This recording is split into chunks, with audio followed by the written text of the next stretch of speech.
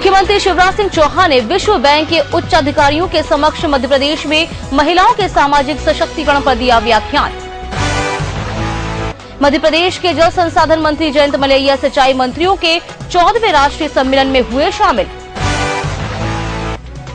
मुख्य सचिव आर परशुराम ने समाधान ऑनलाइन कार्यक्रम में वीडियो कॉन्फ्रेंसिंग के माध्यम से जन शिकायतों का किया समाधान। और लोक स्वास्थ्य एवं परिवार कल्याण मंत्री नरोत्तम मिश्रा ने जुमई में ग्राम आयोग केंद्र का किया शुभारंभ। नमस्कार, एमपी लाइव में आपका स्वागत है। मैं हूं दीपिका सिंह। हेडलाइंस के बाद देखते हैं अब खबरें विस्तार से। मध्य प्रदेश में गण का तंत्र बनाने के लिए राज्य शासन द्वारा बहुविध प्रयास किए जा रहे हैं। इसका एक प्रमाण है गत 4 वर्ष में राज्य में 2 नए संभाग, 2 नए जिले, 7 राजस्व अनुभाग और 80 नई तहसील का गठन। प्रदेश के सन 1956 में गठन के बाद ये पहली बार है कि मात्र 4 साल की छोटी अवधि में करीब 100 नई राजस्व प्रशासन इकाइयां गठित हुई हैं। इन इकाइयों के गठन से प्रदेश में अब कुल 10 राजस्व संभाग, 50 जिले और 352 तहसीलें हो गई हैं।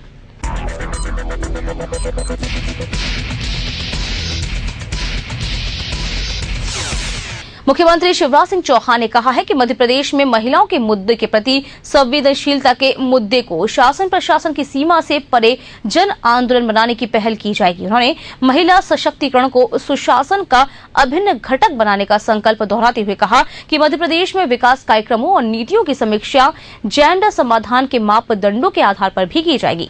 चौहान को अक्टूबर को वाशिंगटन स्थित विश्व बैंक में उच्च अधिकारियों के समक्ष मध्य प्रदेश में महिलाओं का सामाजिक सशक्तिकरण और सेवाओं और आजीविका तक सीधी पहुंच विषय पर व्याख्यान दे रहे थे। इस विशेष सत्र की अध्यक्षता विश्व बैंक में दक्षिण एशिया क्षेत्र के नियुक्त मुख्य आर्थिक सलाहकार कल्पना कोचा ने की। विश्व बैंक में सलाहकार जेंडर और विकास जैनी क्लुगमैन विशेषज्ञ अधिकारियों के साथ विशेष रूप से उपस्थित थे।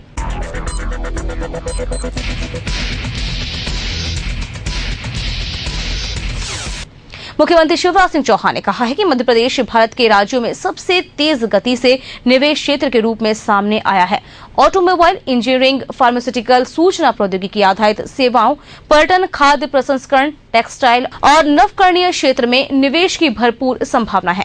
चौहान गत 2 अक्टूबर को वाशिंगटन डीसी में यूएस इंडिया बिजनेस काउंसिलिंग और भारतीय उद्योग परिसंघ बिजनेस कॉन्फ्रेंसिंग को संबोधित कर रहे थे। यूएस इंडिया बिजनेस काउंसिलिंग का गठन कर और भारत अमेरिका के बीच व्यापारिक संबंधों को मजबूत करने और वाणिज्य मित्रता को प्रोत्साहित करने के उद्देश्य से गठित किया गया है। मुख्यमंत्री ने यूएस इंडिया बिजनेस काउंसिलिंग के सदस्यों और वाणिज्य प्रतिनिधियों को मध्य प्रदेश के इंदौर शहर में 28 से 30 अक्टूबर 2012 को होने वाले ग्लोबल इन्वेस्टर्स समिट 2012 में भाग लेने के लिए आमंत्रित भी किया।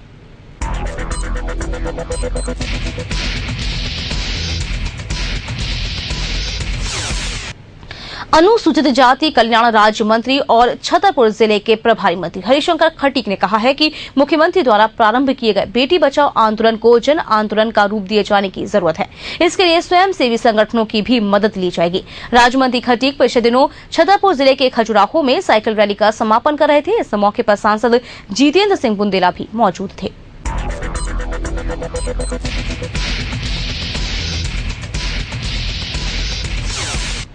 नगरीय प्रशासन और विकास मंत्री बाबूलाल गौर ने आज होशंगाबाद रोड के मानसरोवर कॉम्प्लेक्स सामने स्थित जीआरपी लाइन स्थित रमेश सिंह के निवास पर जाकर उनकी पुत्री कुमारी कविता की हत्या पर अपना शोक संवेदनाएं व्यक्त की। पीड़ित परिवार को ढांढस भी बताया।